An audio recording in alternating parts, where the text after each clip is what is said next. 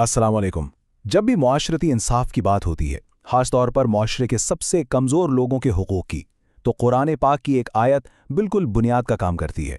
आज हम सूरतुन निसा की उसी आयत नंबर 2 की गहराई में उतरेंगे और उसके पैगाम को समझने की कोशिश करेंगे।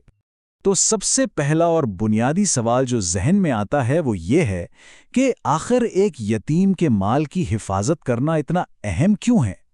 ये सवाल इस आयत की बिल्कुल रूह है और इसका जवाब हमें एक बहुत गहरे अखलाकी और समाजी असूल तक ले जाता है। अच्छा, इस हुक्म की अहमियत समझने के लिए हमें थोड़ा सा माजी में जाना होगा। इस्लाम से पहले के अरब माशरे में ये एक आम सी बात थी कि अगर कोई यतीम बच्चा किसी सरपरस्त के पास रह रहा है तो इसकी जायदाद को लोग अपना ही माल समझते थे और बेदर्दी से इस्तेमाल करते थे। ऐसे में एक वाज़ेह खुदाई रहनुमाई की सख्त ज़रूरत थी। और यही वो पस मंज़र है जो हमें हमारे पहले हिस्से की तरफ लेकर आता है, यानी वो माशरती मसला जिसके हल के लिए आयत नाजिल की गई। तो अंदाज़ा लगाएं कि मसला कितना संगीन था। यतीमों का माल, जो उनका कानूनी और शरई हक था, उनके अपने ही रखवालों के हाथों में महफूज नहीं था। ये सिर्फ कोई माली बददियानती नहीं थी, बल्कि ये अमानत और एतमाद को तोड़ने जैसा था। तो पस मंज़र तो अब वाज़े हो गया। अब चलते हैं सीधा आयत के अल्फाज की तरफ। हम आयत को छोटे छोटे हिस्सों में तकसीम करके देखेंगे कि हर हुक्म का असल मतलब क्या है। पहला हुक्म बिल्कुल साफ और सीधा है, यतीमों को उनका माल वापस दो। इसमें किसी किस्म की देर या बहाने की कोई गुंजाइश नहीं है। जैसे ही वो इस उम्र को पहुंचें कि अपना माल खुद संभाल सकें, तो जो अमानत आपके पास है वो फौरन उनके हवाले कर दें। फिर आता है दूसरा हुक्म, जो एक खास किस्म की चालाकी से मना करता है, यानी ऐसा ना हो कि सरपरस्त यतीम के माल में से अच्छी और कीमती चीज़ें तो खुद ले ले और उसके बदले में अपनी खराब या कम कीमत चीज़ें उसके माल में डाल दे। ये सरासर नाइंसाफ़ी है।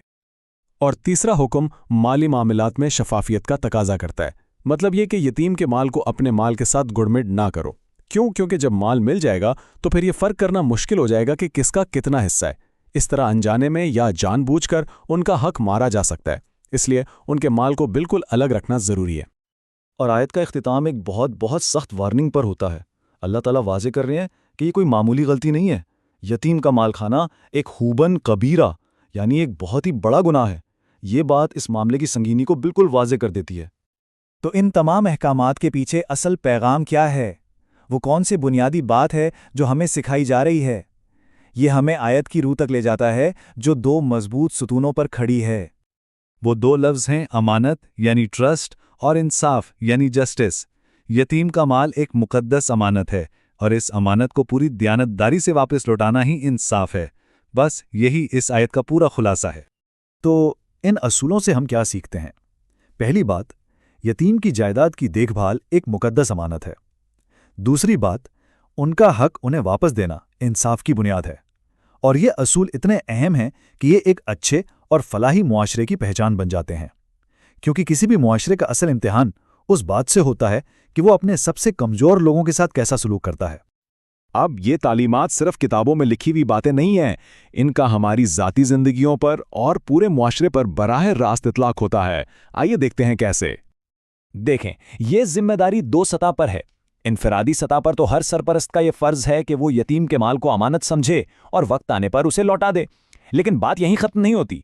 इज्तिमाई सतह पर यह पूरे माशरे का फ़र्ज़ बन जाता है कि वो एक ऐसा निज़ाम बनाए जो तमाम यतीमों के हुकूक का तहफ़्फ़ुज़ करे, उनकी अच्छी तालीम और तरबियत को यकीनी बनाए और ये देखे कि उनके साथ हमेशा इंसाफ हो। ये सिर्फ़ एक अखलाकी ज़िम्मेदारी नहीं, बल्कि एक मज़बूत माशरे की ज़मानत है।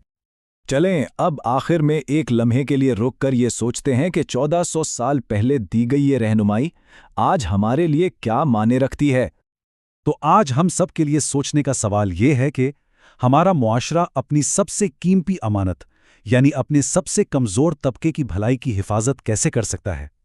ये सवाल सिर्फ यतीमों तक महदूद नहीं, बल्कि ये हर उस फ़र्द के बारे में है जिससे मुआशरे की तरफ से हिफाजत और इंसाफ की ज़रूरत है।